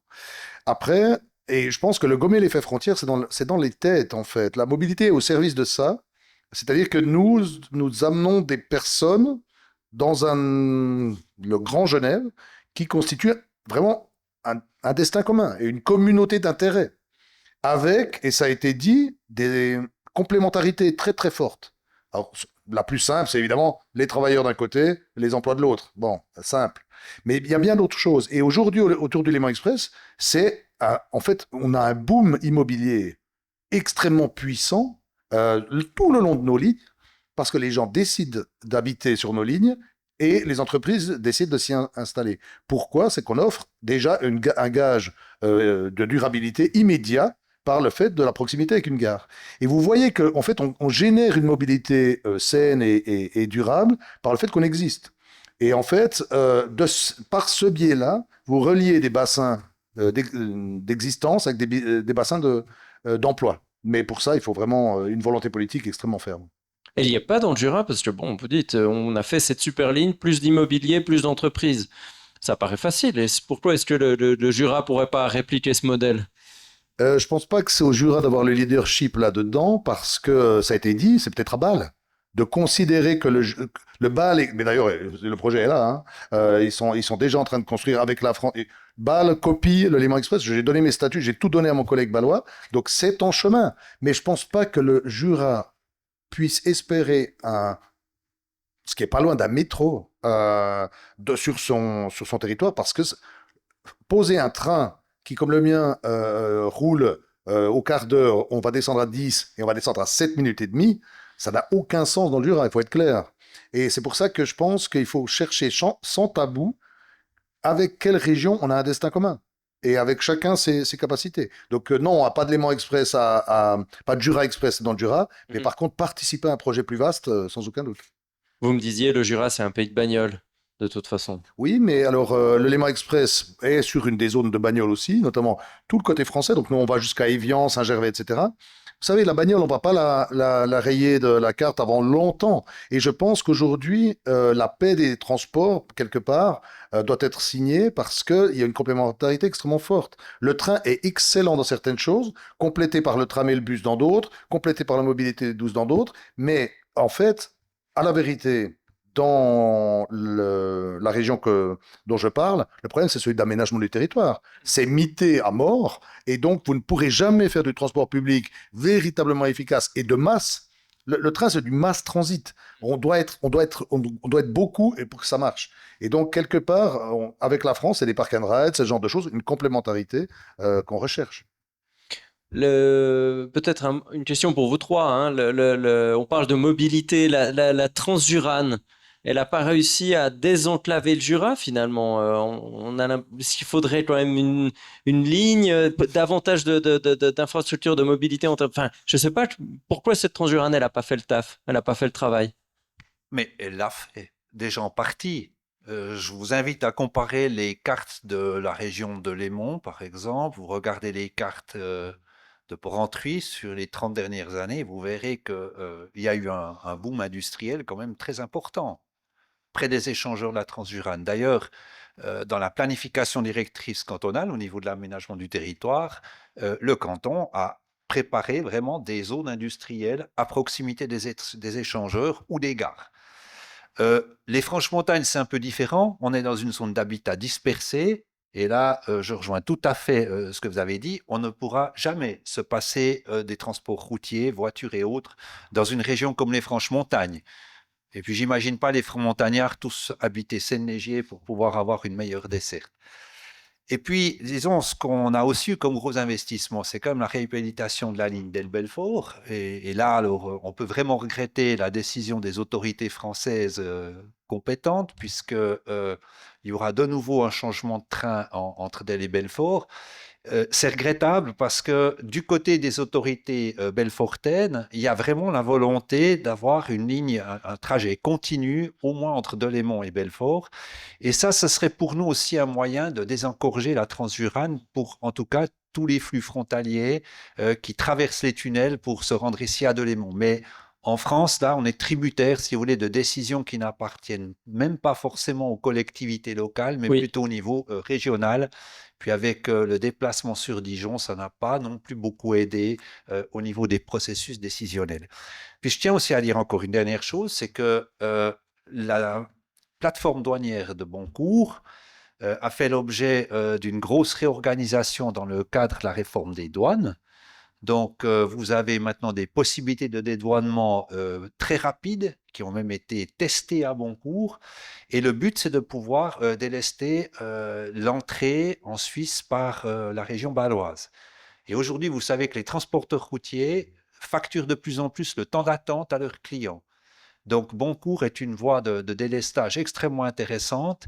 Et si vous regardez la réorganisation des douanes, ben, vous avez le Jura, le canton de Berne, le canton de Soleure et actuellement le canton de Neuchâtel. Donc, on est vraiment, nous, sur une verticale nord-sud qui, je pense, à terme, contribuera aussi à nos désenclaver. Puis le dernier point, eh bien, l'Office fédéral des routes a lancé l'étude Corridor H18 qui vise justement à étudier les liaisons entre la région de Delémont et l'agglomération bâloise. Il y a notamment l'extension du réseau routier avec le contournement de Laufont, Grelingue, enfin de Laufont et puis de Zwingen.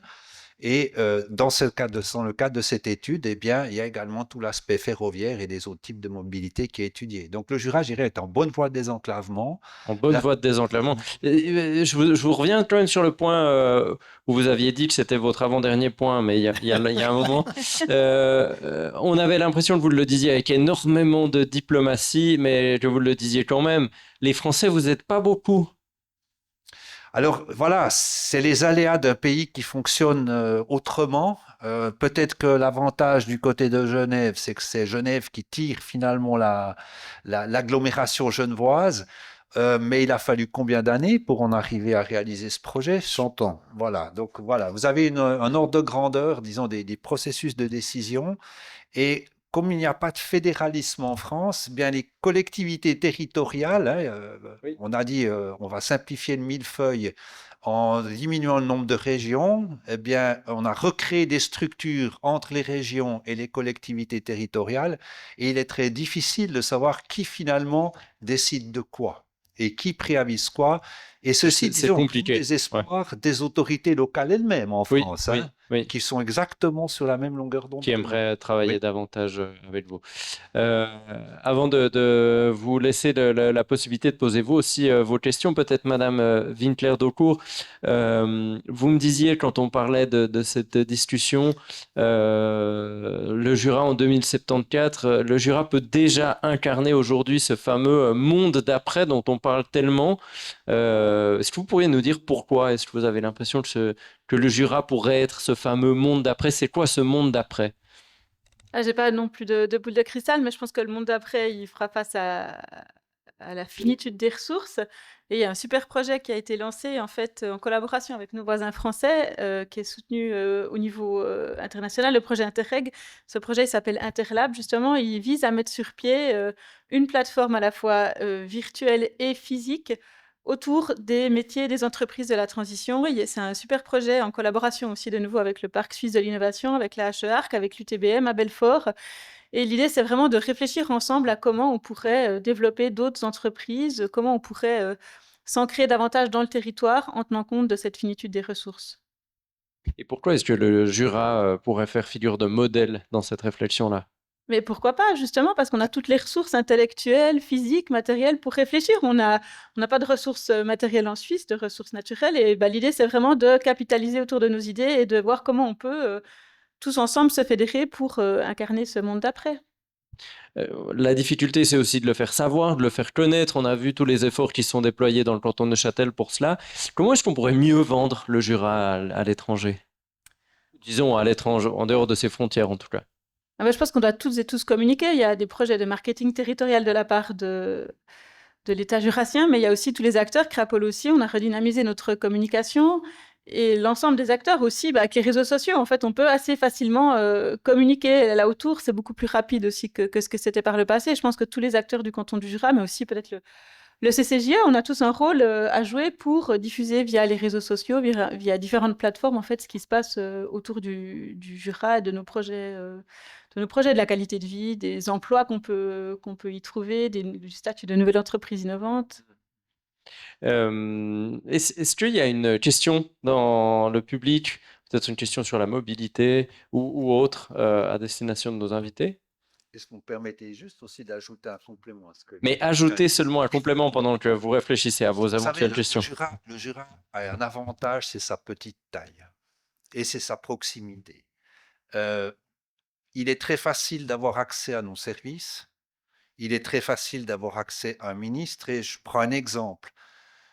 Une entreprise étrangère a racheté il y a quelques années un bâtiment et puis ça tombe sous ce qu'on appelle la lex scolaire. Donc il faut vraiment faire la démonstration. C'est un processus juridique qui peut prendre du temps. On a réglé le problème en 3 semaines. Donc 3 semaines, la même entreprise avait une opération immobilière du même genre dans le canton de Lucerne, qui n'est pas réputé pour être un canton parfois aussi compliqué que Genève sur le plan administratif. Eh bien, au bout de 3 mois, il n'avait toujours pas reçu le moindre accusé de réception. Donc ça, je dirais, c'est notre force. Nous avons une petite administration et souvent, l'échange d'une poignée de main avec un ministre fait beaucoup. Le simple fait des fois d'être entendu contribue même à la décision. Donc je dirais ça, c'est un atout qui ne doit pas faire forcément l'objet d'une communication gigantesque. Après, c'est le bouche à oreille qui le fait savoir. Et je crois que d'avoir une petite administration qui accompagne avant de sanctionner est la première, finalement, garantie de succès. L'objectif pour nous, ce n'est pas de dire tout de suite tout ce que vous faites, c'est faux, ce n'est pas juste. Non, on vous accompagne depuis le début jusqu'à la décision. Et ça, je pense qu'il n'y a pas besoin de faire beaucoup de publicité parce qu'au bout d'un moment, ça se sait. Et ça, je pense qu'on doit beaucoup miser sur cette relation de proximité pour pouvoir assurer, disons, l'avenir. Personnellement, comme je vois le Jura, j'ai déjà vu qu'il y a des fois un petit laïus entre la manière dont les Jurassiens sont perçus ou le Jura à l'extérieur et la manière dont les Jurassiens veulent être perçus. Et par exemple, une chose autour de la modernité ou la société d'après, cette société des ressources finies, j'ai l'impression que une partie de l'innovation jurassienne, de son attractivité, réside dans le fait de ses traditions, de sa nature, de son... Les Jurassiens détestent être vus comme une réserve d'Indiens, mais il y a un moment donné, quand on est Jurassien de l'extérieur, ce qu'on nous demande, c'est un Jura que vous n'aimez pas forcément mettre en avant. Mais c'est étonnant. Hein. Typiquement, invite-nous à la Saint-Martin et puis retrouver les traditions, etc. Et je pense qu'il faut accepter qu'une certaine forme de traditionnalité, de ruralité, ou toutes ces choses-là, a retrouvé une modernité qu'il vous faut soigner. Parce que je sais que vous avez envie de mettre en avant ces entreprises, ce génie industriel qu'est le génie jurassien, mais ne sous-estimez pas à quel point, en tout cas les Suisses et les étrangers aussi, mais aiment le Jura éternel, entre guillemets. On ne peut pas vivre tous de ça, mais c'est une force exceptionnelle, vraiment. La Saint-Martin et les Yas au cochon, notamment. C'est le même animal. Donc. C'est le même animal. Est-ce qu'il y a une question dans le public? Non. Peut-être, avant de conclure, on a beaucoup parlé, on parle de Gladys Winkler d'autres du monde d'après. Pendant le Covid, on a beaucoup parlé, voilà, le télétravail, le retour à la campagne, blablabla. Maintenant, tout le monde pourra vivre à la campagne, etc. Est-ce que ça s'est vérifié? Est-ce qu'il y a eu un afflux dans le Jura? Est-ce que vous avez l'impression qu'on est maintenant dans ce monde d'après, ou est-ce que ça ne s'est pas vérifié? Bon, alors on voit qu'il y a eu comment dire, un retrait quand même. On dit, mais il y a des grands groupes qui avaient autorisé le télétravail qui sont plus d'accord. Mais moi, j'ai l'exemple chez moi à domicile. Mon mari il travaille entièrement à domicile pour une entreprise située aux États-Unis. Donc, c'est pratique, c'est possible en pratique. Et peut-être qu'on doit davantage communiquer là autour aussi parce que on a des maisons, on a des espaces verts, effectivement, davantage qu'en ville. Quand en ville, on sort et puis qu'on a encore 4 voitures qui vont nous écraser, c'est peut-être plus compliqué. Mais vraiment, chez nous, on a tous les atouts pour faire. On a de très bonnes connexions Internet aussi. On peut vraiment faire du télétravail. Et puis, le train aussi. Enfin, je veux dire, comme ça a été dit, hein, peut-être que Genève de Lémont, c'est plus long que de Lémont-Genève. Et moi, j'ai travaillé à Bienne pendant plusieurs années et c'est tout à fait faisable. Il n'y a aucun problème là autour. Tout le monde me demandait quand j'ai été engagée à Bienne, mais alors, tu vas déménager, mais il n'y a pas besoin de déménager pour travailler à Bienne, à Lausanne, à Genève ou à Berne. C'est tout à fait faisable. C'est vrai, monsieur Fleury, vous travaillez à Genève, vous pourriez très bien vivre au Jura? Déjà que je fais 4 heures de train par jour entre Fribourg et Genève, et c'est frappant. La différence entre les Français et les Suisses. Les Français, quand ils changent de job, ils changent d'endroit. Parce que c'est trop grand, en fait. Nous, on devient pendulaire. Au moment où je travaille à Wankdorf, à côté de Berne, je prends un travail à Genève, on n'a jamais parlé de déménager. Et je suis devenu un gros pendulaire pour cette raison. Donc, ça, c'est aussi une différence. Peut-être une remarque que je voulais faire par rapport à la Transjurale avec un sourire un peu grinçant. C'est que quand vous posez, on se réjouit d'entendre le professeur Herrera, mais quand vous posez une infrastructure de mobilité, malheureusement, ça roule dans les deux sens. Et quand vous pensez que les gens vont venir, peut-être qu'ils vont partir. Et ça, c'est pas une science exacte. Et on voit l'appropriation. À la fin, c'est les gens qui décident. Et nous, typiquement, on est connus pour le train des frontaliers. Le train des frontaliers, c'est seulement un quart de notre clientèle. Donc, typiquement, les Français se sont appropriés leur part du Léman Express pour leur voyage dans leur pays. Donc, on ne sait jamais. Mais voilà, les succès peuvent aller dans un sens qui n'est pas forcément celui attendu au départ. On croit qu'on fait venir les gens, mais en fait, ils partent. Toujours pas de questions, n'hésitez pas. Justement, comment on fait pour vendre en même temps des YAS et en même temps les connaissances microtechnologiques? Je prends toujours un exemple. Si vous regardez aujourd'hui dans les universités, dans les villes, on crée des campus en béton, puis avec des parcs, avec des arbres généralement bien alignés, mais c'est une nature recréée. Et moi, je dis toujours, si vous allez dans les Franches-Montagnes, sous chaque sapin, il y a une entreprise de pointe. Vous pouvez vous y rendre en train, en voiture, à cheval, à ski pendant l'hiver. Mais là, vous avez un campus qui est à l'état naturel. Et puis, j'ai une fois raconté ça à des collègues et ils m'ont dit, mais tu devrais plus le dire souvent. Et puis, on a commencé aussi à le dire, mais finalement, dans notre région, on allie finalement tout un tas d'atouts technologiques, mais dans un environnement préservé, avec des traditions. Si vous regardez le site Vivre dans le Jura, vous verrez qu'on met aussi en avant nos paysages et puis nos traditions, comme la Saint-Martin. Et puis, je pense que c'est parfois certaines choses qui parlent. Il n'y a pas longtemps, j'ai accueilli une délégation coréenne qui était à Bâle. On les a invités à Kourou. Pour eux, de voir déjà des vaches entre Bâle et Delémont, c'était très étonnant. Et ils nous l'ont dit. Et on les a ensuite amenés manger quelque chose au restaurant du Mexique, où ils ont pris des tas de photos. Puis ils nous ont dit, on n'aurait jamais pensé que Bâle était si près d'une région si belle. Mais c'est vrai que si vous êtes à Séoul, c'est 40 km de ville, sur la même échelle. Donc, on n'est pas dans le même univers. Monsieur Fleury? Un peu boucler la boucle là autour. C'est que le Jura, c'est son malheur et c'est sa chance peut-être, c'est d'avoir une partie de sa jeunesse qui part, comme moi, et qui fait son nid ailleurs. Non, dans le sens de... Oui, c'est une chance que je sois parti pour le Jura, mais... le fonctionnement diaspora, c'est-à-dire... pour revenir à la Saint-Martin, c'est pas que je suis obsédé par la Saint-Martin, mais j'étais hier à la Bénichon, donc fribourgeoise. Et puis, je leur disais, une des forces de la Saint-Martin jurassienne, c'est justement que chaque jurassien de l'extérieur amène 10 personnes de son entourage professionnel. Et donc là, vous avez quand même une sacrée carte à jouer. Il faut la faire, enfin, faut pas que ce soit trop lourd, mais en soi, on amène, nous, des personnes qui éprouvent de l'amour pour notre canton et qu'on pourrait travailler, si vous voulez. Et donc, le CCJE, donc le Conseil consultatif des jurassiens de l'extérieur, quelque part est presque sous-utilisé. Sous-utilisé. Oui, vraiment. Et on pourrait être, on dit les ambassadeurs. Ces ambassadeurs, vous les avez.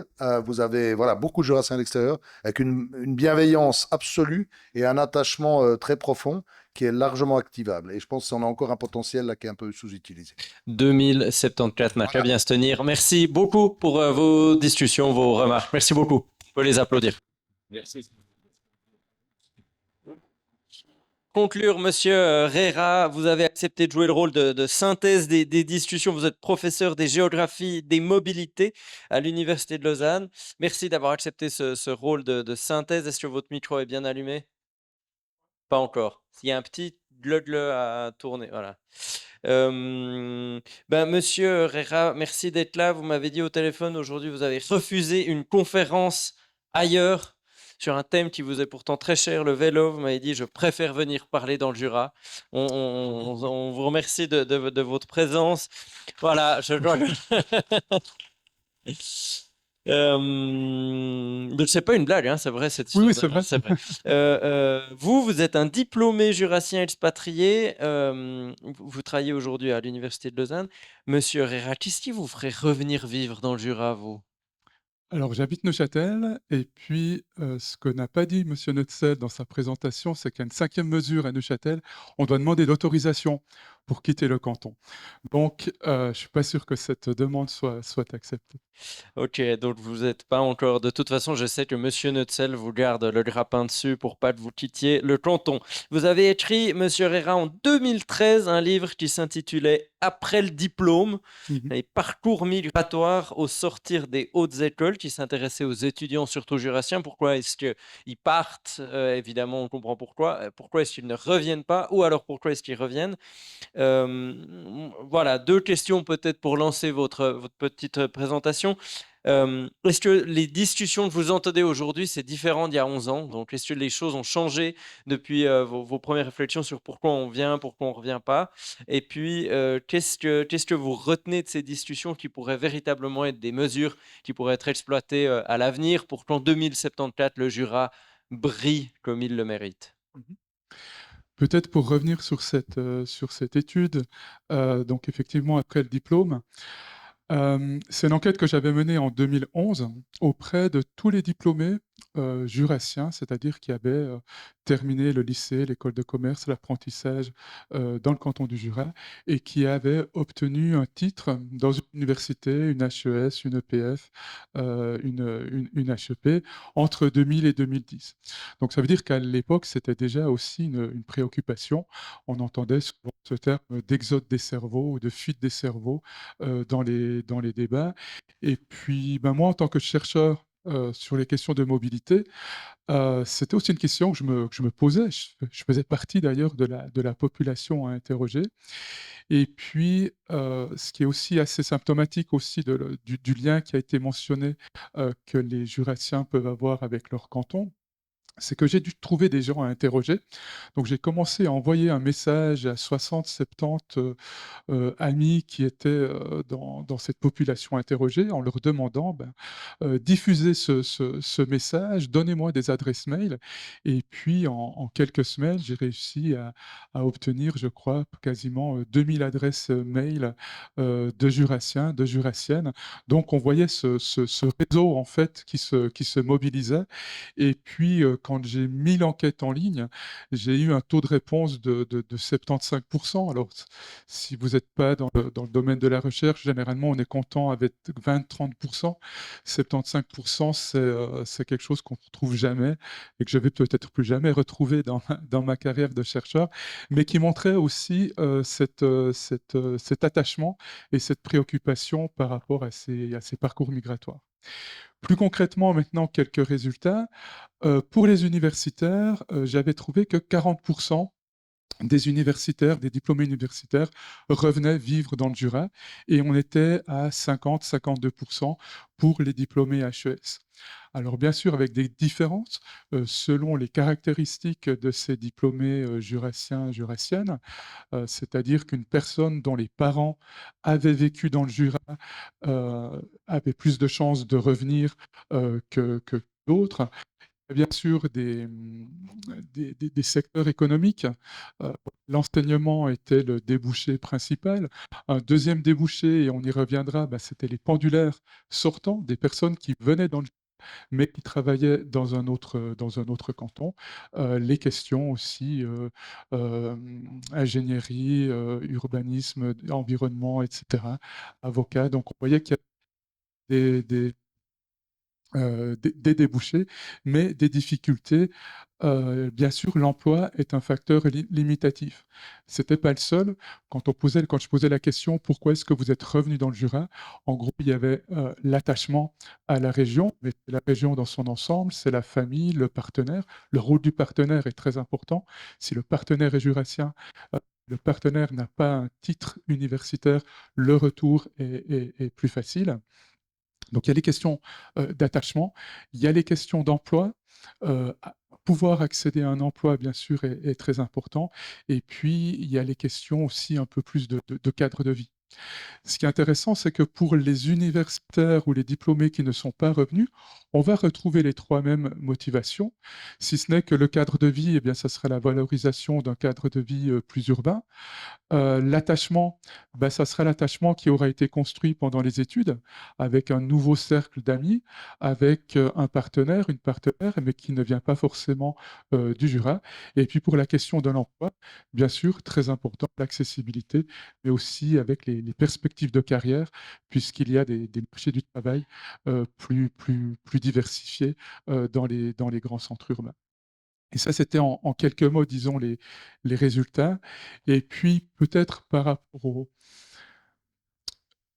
au principe, et je ne vais pas parler de mesures très précises, il y en a un certain nombre qui étaient donnés dans la table ronde, mais peut-être de quelques principes pour nourrir la réflexion sur la domiciliation.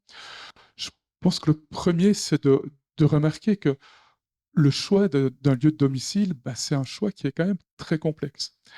Si on réfléchit à nos propres vies, le choix de déménager, on ne déménage pas si souvent que ça dans sa vie, peut-être 4-5 fois maximum. Et puis, c'est un choix qui a des répercussions énormes.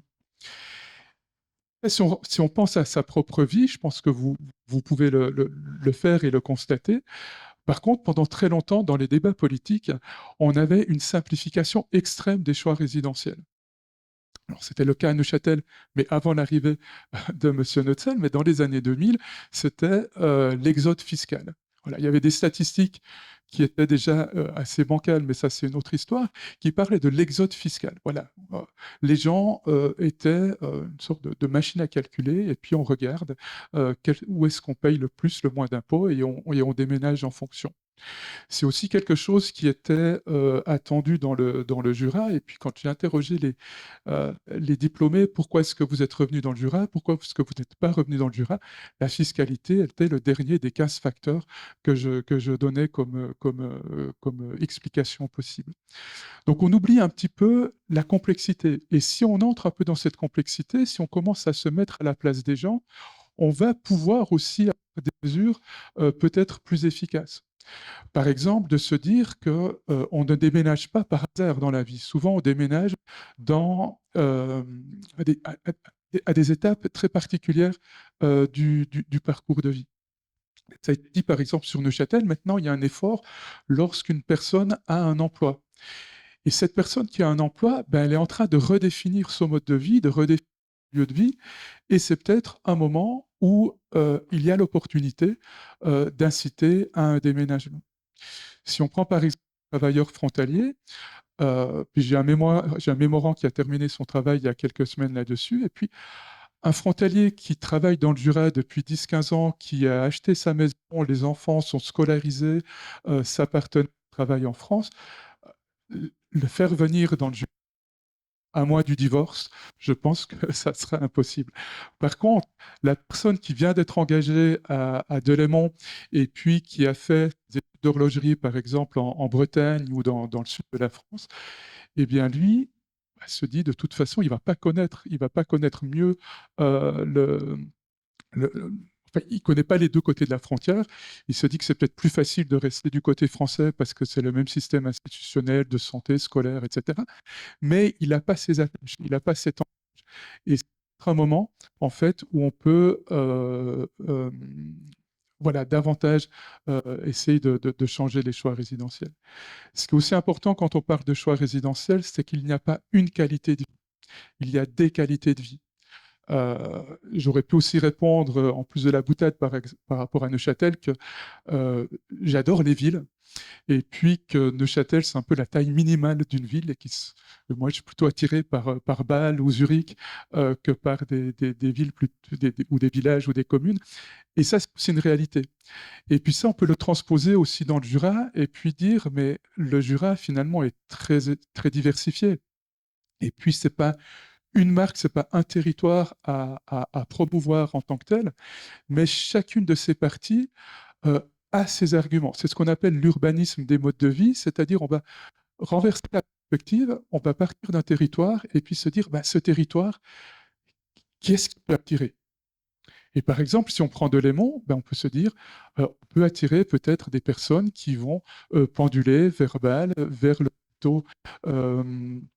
plateau suisse, qui ont peut-être un peu plus urbain, qui cherche un certain nombre de services, alors que dans d'autres communes, eh bien, ça sera d'autres arguments. Voilà, changement de micro, je crois que ça va mieux maintenant. Dans d'autres communes, eh bien, ça sera d'autres arguments. Peut-être l'accession à la propriété, la proximité de la nature. Donc ça, je pense que c'est aussi intéressant de ne pas parler de qualité de vie, mais des qualités de vie, parce que les territoires sont divers et parce que les aspirations résidentielles varient également. Après, peut-être quelques points aussi, donc voilà, tenir compte un peu de ce qu'est le choix résidentiel, tenir compte de la disparité, des différences entre territoires. Je pense qu'il y a aussi quelques éléments qui ont été mentionnés, notamment par M. Fleury, mais c'est moi, la piste de réflexion que j'avais avancée à la fin de mon étude, c'était de dire, mais même si les jeunes diplômés ne reviennent pas, on ne peut pas tous les faire revenir. Ça ne veut pas dire que ce sont des pertes. On peut les voir aussi comme des ressources, comme des ambassadeurs, c'est-à-dire des personnes qui vont participer à l'image du Jura et puis qui peuvent revenir peut-être plus tard dans leur carrière professionnelle, et puis de jouer là-dessus. On parlait de la Saint-Martin et des collègues qui étaient amenés pour le bassin de l'extérieur. On peut parler aussi de la manière dont j'ai fait cette enquête, qui est quand même assez unique. Je pense que je n'aurais pas fait de la même manière dans un autre canton, demander à 70 personnes de me donner des adresses et puis d'espérer 75% de taux de réponse. Donc ça, de se dire, mais c'est vraiment une ressource. Et même si quelqu'un ne vient pas, le CCJE le faisait, mais on pourrait aussi élargir cette logique à l'ensemble de cette diaspora. La question de l'emploi, c'est clair que c'est fondamental. Et je pense qu'on en a beaucoup parlé, donc j'en ai pas forcément sur les questions de promotion économique, de diversification du tissu industriel. Enfin, tout ça a été très bien présenté. Peut-être la question d'accessibilité, c'est un enjeu, mais c'est compliqué. Parce que ça a été aussi évoqué tout à l'heure, le télétravail ou l'amélioration des transports, eh bien, ça permet d'habiter plus facilement dans le Jura tout en travaillant ailleurs. Mais l'inverse est aussi vrai. C'est-à-dire que ça sera plus facile pour un Genevois d'accepter un poste à Delémont en sachant qu'il peut télétravailler pendant 2 ou 3 jours par semaine et puis qu'il ne va pas devoir déménager. Et c'est ce qu'on observe en fait à l'échelle suisse, c'est que le télétravail en fait n'a pas provoqué d'exode urbain, n'a pas provoqué de regain d'attractivité des zones rurales, mais que ça permet surtout d'éviter de déménager. Et ça permet d'accepter des emplois plus lointains. Et ça va dans un sens comme dans l'autre. Si on reprend l'exemple de la Transjurane et puis de l'étude que j'avais menée, ce que j'avais pu montrer, c'est qu'un des effets de la Transjurane, c'est que ça avait permis à des diplômés ajouleux de revenir vivre en Ajoie tout en travaillant à Delémont. Et puis, ça avait permis à des Delémontains, à des diplômés de la vallée, de revenir vivre dans la vallée. Et puis de travailler en Ajoie ou d'enseigner au lycée, par exemple. Donc, cette mobilité, cette accessibilité, c'est une chance, mais c'est aussi une menace parce que les choses vont dans les deux sens. Et puis, peut-être un dernier point que je voulais mentionner, c'est la question de la communication. On peut se dire que par rapport à l'emploi ou par rapport à voilà, une offre culturelle, une offre de service, une offre de commerce, la communication, c'est peut-être pas si important que ça. Mais je pense quand même que c'est quelque chose dont il faut prendre soin. Si je reprends Neuchâtel, moi j'ai été nommé à Lausanne en 2014, c'est un institut de géographie avec normalement des spécialistes des questions territoriales. Et puis une question qu'on m'a posée, c'est « Ah, ben, est-ce que tu vas déménager à Lausanne ?» Et j'ai dit je vais déménager à côté de la gare de Neuchâtel pour devenir un pendulaire comme beaucoup de Suisses. Et puis les gens étaient un peu surpris en disant « Mais pourtant, Neuchâtel perd des habitants, tu vas rester là ?» Et puis, Neuchâtel ne perdait pas les habitants. Dans les graphiques qu'on a vus tout à l'heure, 2013-2014, c'était le moment où le canton gagnait le plus d'habitants. Mais simplement, il y avait une telle communication fiscale sur la fuite des Neuchâtelois que ça avait marqué les esprits. Et puis peut-être pour terminer là-dessus, une autre anecdote sur le Jura. Donc moi, je fais partie d'une commission fédérale extra-parlementaire sur les questions territoriales. Et puis lors de la dernière législature, on devait travailler sur le thème des périphéries. Donc on a fait un rapport sur les différentes périphéries en Suisse à destination du Conseil fédéral. Et puis on fait du terrain. Et on a, avec un collègue, Olivier Crevoisier, qui est aussi professeur et aussi membre de la diaspora jurassienne, on a fait venir cette commission dans le Jura. Et puis, c'est intéressant de voir leur réaction. C'est une commission fédérale, donc à majorité alémanique, qui connaît assez peu le Jura, si ce n'est les Franches-Montagnes, les sapins, les chevaux, etc. Et puis, qui ont été très surpris. Et on a dû faire un petit peu attention avec le programme, parce que quand on a commencé par Delémont, on est arrivé à la gare de Delémont, on voit le campus de la HESSO, on voit l'hôtel, le nouveau développement de la Poste. On allait voir on a eu des séances au théâtre du Jura, en passant par les nouveaux quartiers, l'écoquartier, etc., en train de développer. Puis les gens disaient, mais qu'est-ce qu'on fait là? On est venu parler de périphérie, ça a l'air de beaucoup bouger, d'être très agréable. Alors après, on les a mis dans des autres endroits, dans d'autres communes, je ne vais pas te donner les noms, et puis on leur a montré des difficultés plus structurelles. Mais c'était aussi intéressant de voir ce changement en fait, de perspective, que parfois, oui, c'est une périphérie, mais avec des qualités.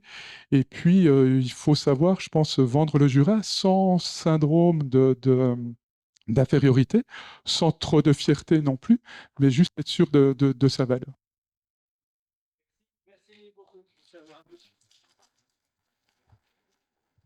Du coup, je vous reprends le micro. Brillant. En 10 minutes chrono, vous avez réussi à faire un résumé et amener des pistes. Je vous remercie beaucoup, M. Herrera, pour cette conclusion. 2 heures, il est 16 heures pile. Merci pour votre participation, pour vos questions, pour vos remarques, vos précisions, pour ce micro qui nous joue des tours. Merci à Jura 24 pour l'organisation. Merci à Marie-Luce Aliman, non seulement pour ses questions, mais aussi pour son travail en coulisses. Et merci à toutes et tous. À bientôt.